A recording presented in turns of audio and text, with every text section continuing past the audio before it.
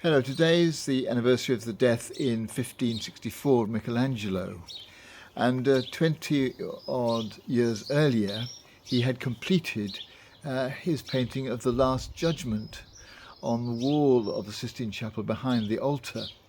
25 years before that, he completed the Sistine Chapel ceiling. And in between the completion of the ceiling and the starting of the picture on the wall of the Last Judgment, he'd had a very turbulent time, some hard times, including almost being killed in an uprising in Florence. And he begun to reflect on his eternal destiny.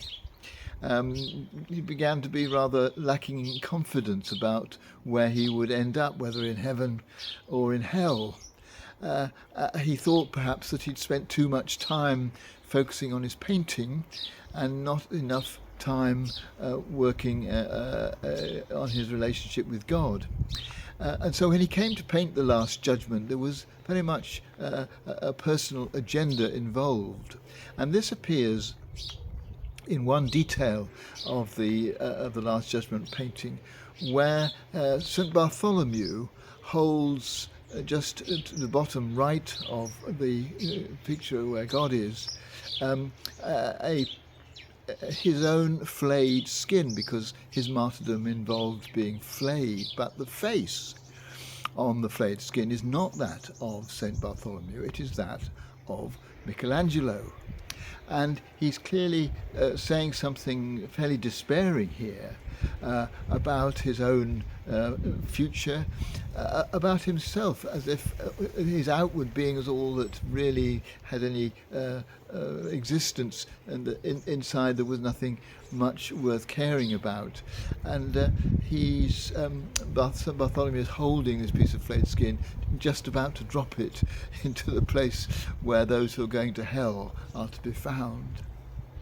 And I thought, as we come to this Ash Wednesday, this sense of doom, of human beings being failures, of not having spent enough time with God, worshipping God, serving God, this feeling of repentance that is very much part of what we enter into in Lent, is partly reflected in a rather extreme way by Michelangelo. But he also includes in his painting signs of hope, because there are, it is thought possibly, and this is less certain than the face of him on the flayed skin of Bartholomew, two other places where his face appears. One is in the group of those going to hell, but the other is among those who are going to heaven, the top half of the picture.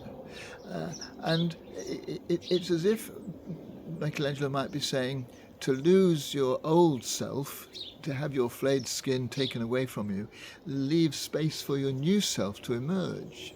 And this is clearly something which Paul said God does for us, that if we allow ourselves to lose our old selves, God will recreate a new self, more worthy of him and of ourselves. And Michelangelo, in one of his poems, uses the image of a snake shedding its skin as a metaphor for the preparation for that new beginning that God offers to those who have faith in him.